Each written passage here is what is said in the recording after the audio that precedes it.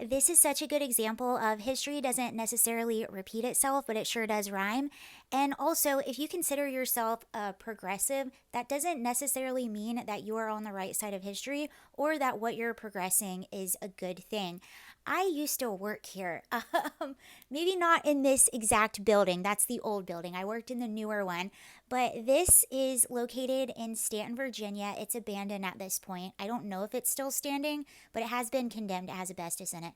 But this used to be called the DeJarnette Sanatorium. When I started working there, the name had changed to the Commonwealth Center for Children and Adolescents, and I'm going to tell you why they changed that name. In Stanton, Virginia, there stands to this day two state run psychiatric hospitals. You have a Western State Hospital, which is a state run psych hospital for adults.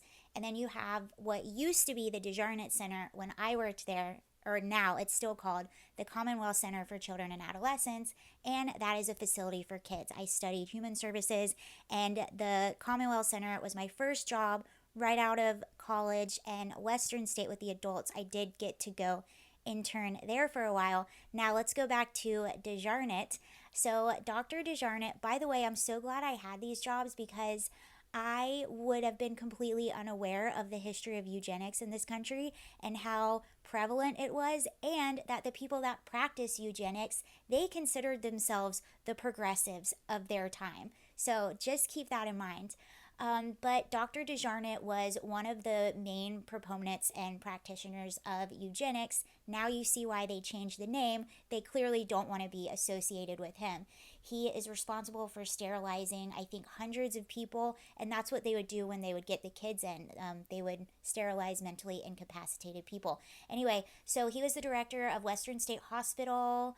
From 1905 to 1943, he was a vocal proponent of racial segregation and eugenics, specifically the compulsory, oh, I said it right, sterilization of the mentally ill. He was famously quoted. I watched actually a Dinesh D'Souza documentary. I can't remember the name of it, but he had the quote in his documentary. Didn't realize that it was Dr. DeJarnette, but Dr. DeJarnette is famously quoted as saying Hitler is far more progressive than we are, and he's beating us at our own game. And yes, it is said in history that Hitler got a lot of his ideas from the eugenics that were being practiced here in America. And the reason I say history doesn't necessarily repeat itself, but it sure does rhyme. I've often criticized the transing of kids, all the therapy and medication that they take, this push for reproductive rights. In my opinion, that is just eugenics rebranded. And what's really interesting, and this is what I predict you're going to start to see with a lot of the kids, well, you're already starting to see it now.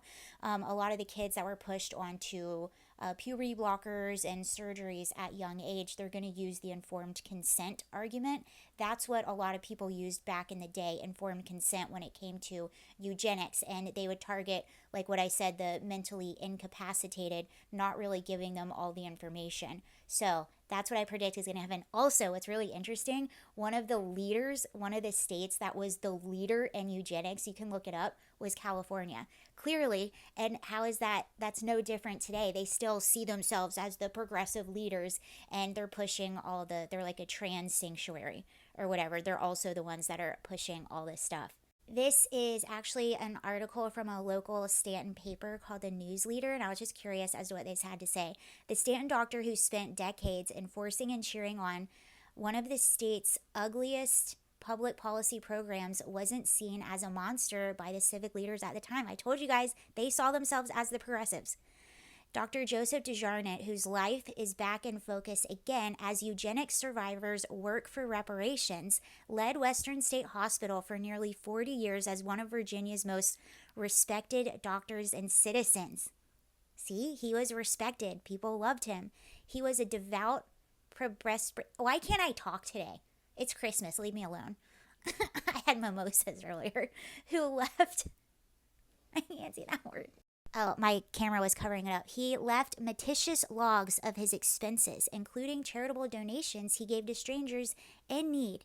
See, they saw themselves as the good guys. They were the progressives. And just to show you what was going on California, by the way, in 2021, California was actually talking about reparations. We know they always talk about reparations, but they were considering reparations for all the people they'd sterilized.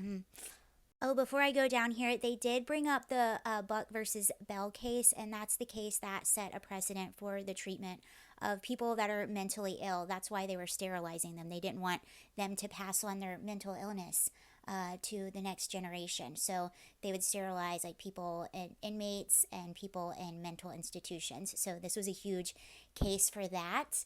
Okay, the propagation of eugenic initiatives across the U.S. not only controlled marginalized populations but also perpetuated the status quo. One that favored white, able-bodied patriarchy. California, the country's eugenics spearhead, became the third state to enact sterilization laws in 1909. For the next 70 years, California tallied 20,000 involuntary sterilizations, 1/3 of the country's total, a disproportionate number of which were performed on Hispanic, African American, or Native American women. Sterilization programs targeted minority populations with no due process for anyone lawmakers deemed worthy to be forcibly sterilized, basically. Now reparations makes a little bit more sense. And that again is why it really blows my mind with all these kids and their puberty blockers and all the things that are essentially sterilizing them for life. Do we not remember what happened? And these kids can't possibly be able to think that far in advance. I'm never going to want to have kids, and this is how I'm going to be forever. It's like we seem to have amnesia. We get amnesia very, very, very quickly. And all these doctors, imagine how people are going. If this is Dr. DeJarnett was celebrated during his times. He was like a progressive leader doctor. And he was seen as a good person in society. Imagine these doctors that are performing these surgeries on kids and offering them puberty blockers. How are people in the future going to look at them? Are they going to look at him similarly to the way that they look at Dr. DeJarnett?